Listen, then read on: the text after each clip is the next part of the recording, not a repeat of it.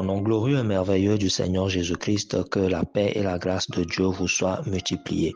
Aujourd'hui, nous allons aborder les définitions des ministères dans le corps de Christ. Il est écrit en Éphésiens 4, verset 11, et il a donné les uns comme apôtres, les autres comme prophètes, les autres comme évangélistes, les autres comme pasteurs et docteurs pour le perfectionnement des saints en vue de l'œuvre du ministère et de l'édification du corps de Christ. Il est important que le chrétien lambda puisse comprendre ce que veut dire ces ministères. Parce qu'aujourd'hui, beaucoup d'hommes de Dieu s'approprient des titres et c'est des titres ronflants qu'on se donne alors que nous ne manifestons pas la réalité de ces ministères parce que peut-être nous ne comprenons pas. Il est important de noter que nous sommes dans une série d'explications. Surtout ce mois-ci, nous sommes en train de parler de la restauration du corps de Christ en tant qu'Église, de la restauration de l'Église primitive. Alors, c'est quoi un apôtre? De Timothée 1, verset 1. Paul, apôtre de Jésus-Christ, appelé par la volonté de Dieu pour annoncer la promesse de la vie qui est en Jésus-Christ.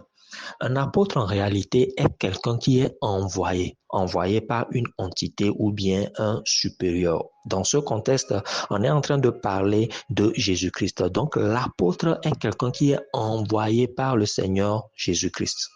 Et vous allez noter que les disciples qui étaient avec Jésus-Christ ont été envoyés, selon qu'il est écrit, allez de par le monde et apporter la bonne nouvelle, faites de toutes les nations mes disciples. Alors, c'est des gens qui ont été envoyés et leur mission, c'est de faire des nations leurs disciples et ils ont reçu un message.